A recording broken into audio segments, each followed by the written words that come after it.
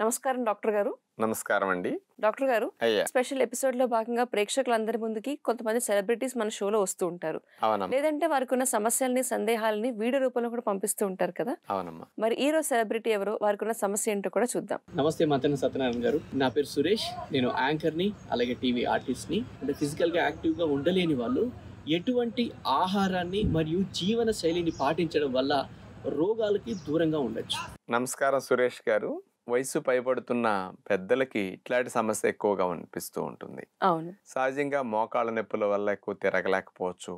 కొంతమంది ఊబకాయం ఎక్కువ అవటం వల్ల కూడా తిరగలేకపోవచ్చు. అవును. నడు నొప్పులు, మెడ నొప్పులు, డిస్క్ ప్రాబ్లం ఇట్లాంటివి ఉండి ఆపరేషన్లు అయి ఉంటారు. వంగకూడదు, కింద కూర్చోకూడదు అనే నియమాలు ఉంటాయి. కొంతమందికి కాలు చేయగానే ఏదైనా పక్షవాతం వచ్చినప్పుడు కాస్త అన్ని పనులు చేయలేరు, తిరగలేరు. మరి ఇట్లాంటి వారందరికీ కూడా జీవనశైలి అందరి వలె ఉండకూడదు, ఆహారం అందరి వలె ఉండకూడదు. అంటే వాళ్ళకి తగ్గట్టు ఉండాలి, చేసే పనికి తగ్గట్టు ఆహారం తీసుకుంటే అంతే కదమ్మా. సహజంగా ఏంటంటే అందరం ఒకటే ఆహారం ఇంట్లో తింటుంటాం. అవును. పిల్లలకి ఉదయం ఇడ్లీ, దోశ, ఉప్మా, పెసరట్లు. వయసులో ఉన్న వాళ్ళు ఇదే టిఫిన్, ముసలి వాళ్ళు, నడవలేని వాళ్ళు ఇదే టిఫిన్, బెడ్ మీద ఉన్న వాళ్ళు కూడా ఇదే టిఫిన్. మధ్యాహ్నం భోజనం అంటే అందరికి ఒకటే వంట ఉంటుంది. సాయంకాలం స్నాక్స్ ఒకటే, రాత్రికి డిన్నర్. ఇట్లా అందరిళ్లలో ఒకటే టైం టేబుల్ ఇట్లా ఫాలో అవుతుంటారు. అంటే శరీరానికి వయసుకు తగ్గట్టు అవసరాలు మారుతూ ఉంటాయి అమ్మ. తినే పోషకాలు కూడా మారుతూ ఉంటాయి. అందుకని దీనికి తగ్గట్టు మనం మార్చుకుంటేనే ఆరోగ్యం. లేదా ఇన్నాళ్ళు ఇట్లా తిన్నాం కదా, ఇక శేష జీవితం కూడా ఇట్లాగే తింటే బాగుండు అనుకుంటే ఈ స్థితి కూడా లేకుండా శరీరం ఇంకా దిగజారుతుంది.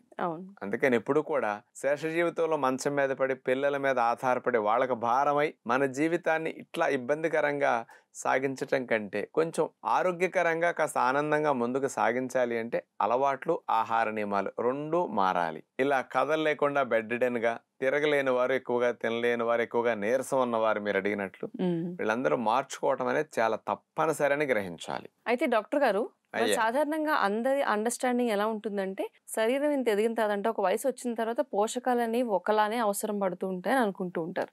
మీరేమో మనం చేసే యాక్టివిటీ బట్టి కూడా పోషకాల అవసరం మారుతుంది అని చెప్పారు. అది ఎలా పనిచేస్తుందో చెప్తారా?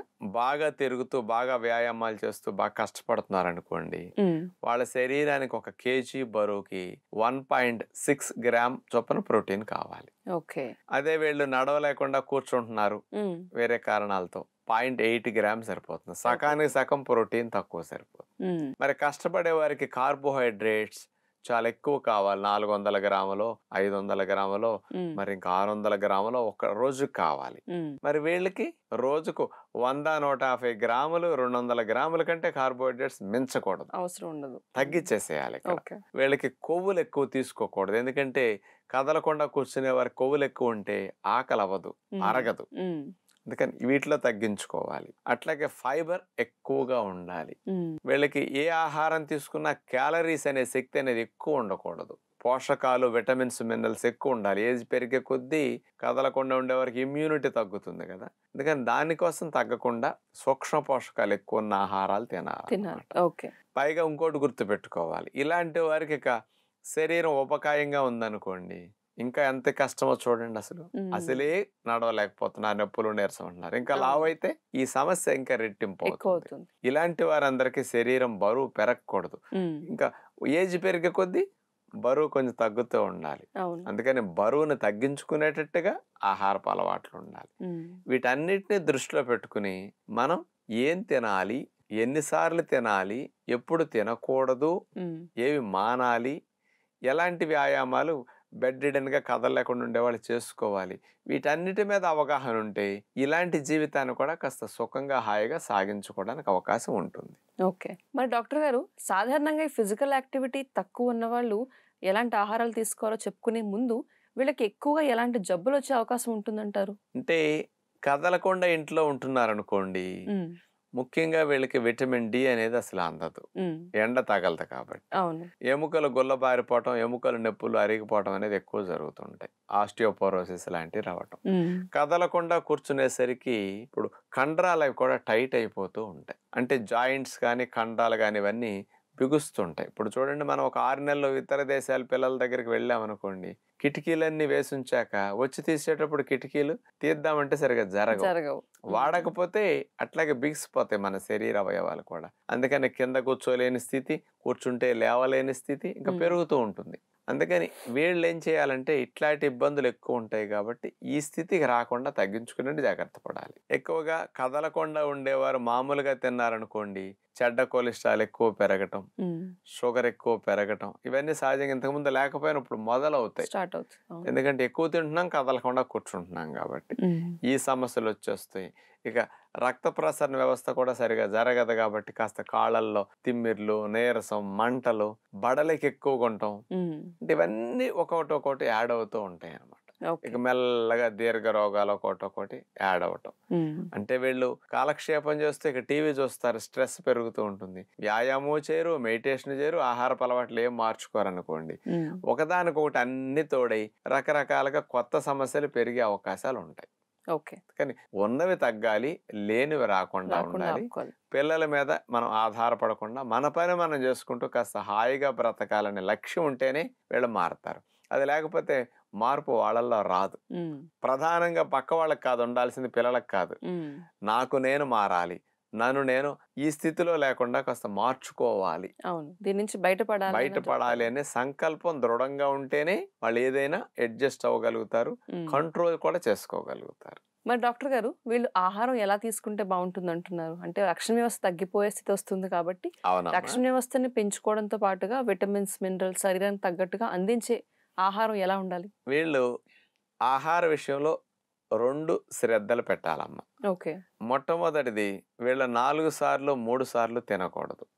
ఇప్పుడు అన్ని సార్లు తినేంత అవసరం మీకు ఉందా? ఎవరిని వారు ప్రశ్నించుకోవాలి. ఇప్పుడు మనం ఇంట్లో నుంచి బయటికి వెళ్ళలేదు, ఇంట్లో కదలకుండా కూర్చునేవారు కూర్చునేటట్టు తినాలి, పని చేసేవారు పని చేసేటట్టు ఉద్యోగ వ్యాపారాల వరే తినాలి. పొలం పనులు చేస్తున్నాం, బరువులు మూటలు మోస్తున్నాం అంటే వాళ్ళకి తగ్గట్టు వాళ్ళు తినాలి. వీళ్ళందరూ అవసరాలు మారుతా ఉంటాయి. అదే చిన్న వయసు పిల్లలు అనుకోండి, ఆటలాడతారు, అసలు కుదురు లేకుండా ఎప్పుడు తిరుగుతూనే ఉంటారు, వాళ్ళకి తగ్గట్టు వాళ్ళు తినాలి. కానీ దీన్ని దృష్టిలో పెట్టుకుని మనం తినటం మంచిది. ఇలాంటి వారందరికీ మన సాంప్రదాయంలో కొన్ని వందల సంవత్సరాల నుంచి మన ఋషులు ఇచ్చిన గైడ్ లైన్స్ ఏమిటంటే, ద్విభుక్తే సదా భోగి. ఈ శేష జీవితం భోగిగా గడపాలి అంటే ద్విభుక్తం చేయమని చెప్పారు. చెమట పట్టన వారు, నీడ పట్టున కూర్చునేవారు, కాస్త రెక్కలాడించే పని చేయని వారందరూ ద్విభుక్తం చేయాలని చెప్పటం జరిగింది. మరి ఇప్పుడు త్రిభుక్తాలు, చతుర్భుక్తాలు చేస్తే మోత బరువు పెరగటం తప్ప ఏమీ ఉండదు. అందుకని లక్ష్యం వీళ్ళ రోజుకు 2 సార్లు తినాలని పెట్టుకోవాలి.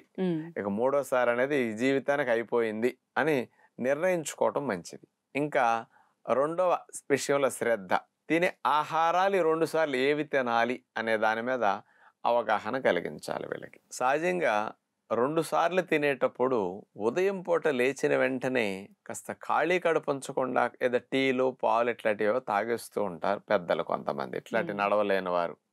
ఇది కరెక్ట్ కాదు. పొట్ట ఖాళీగా 9-10 వరకన్నా ఉంచినప్పుడు మన లోపల రిపేరు, క్లీనింగ్, డీటాక్సిఫికేషన్, కాస్త అవయవాలు రిపేర్ చేసుకోవటం, రోగాలు రాకుండా రక్షించుకునే పనులు చేసుకోవటం, ఇవన్నీ ఉదయం పూట ఎక్కువగా జరుగుతుంటాయి.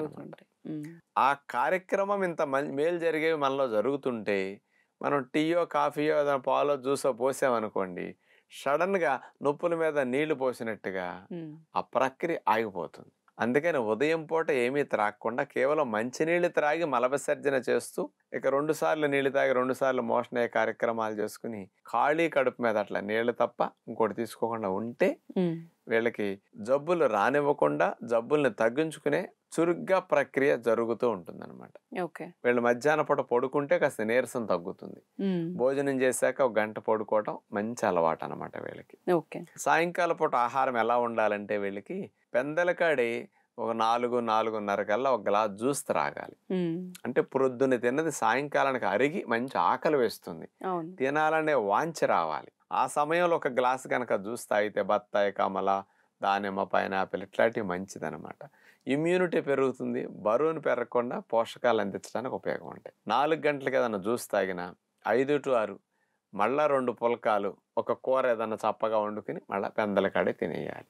4-5 నెలలు ఆచరించేసరికి మీకు చాలా చాలా మంచి మార్పు కనపడుతుంది. తప్పనిసరిగా ప్రయత్నించి చూడండి. ఎంత చేంజ్ మీ ఇంట్లో మీరు తెచ్చుకోవచ్చో, మీరు ఎంత సుఖంగా జీవించడానికి అవకాశం మీరు కలిగించినట్లు అవుతుందో ప్రయత్నించండి. సాధారణంగా చాలా మంది ఆరోగ్యకరంగా ఉండాలంటే కనుక ఫిజికల్ యాక్టివిటీ తప్పనిసరి అని అనుకుంటూ ఉంటారు. బెడ్ రిడన్ అయిన వారు, లేదంటే ఎక్కువగా నీరసంతో బాధపడే వాళ్ళందరూ కూడా ఫిజికల్ యాక్టివిటీ చేయలేని స్థితిలో ఉన్నా కూడా బాధపడకుండా డాక్టర్ గారు చెప్పిన ఆహార నియమాలను పాటిస్తే ఆరోగ్యం మీ అందరి సొంతం అవుతుంది.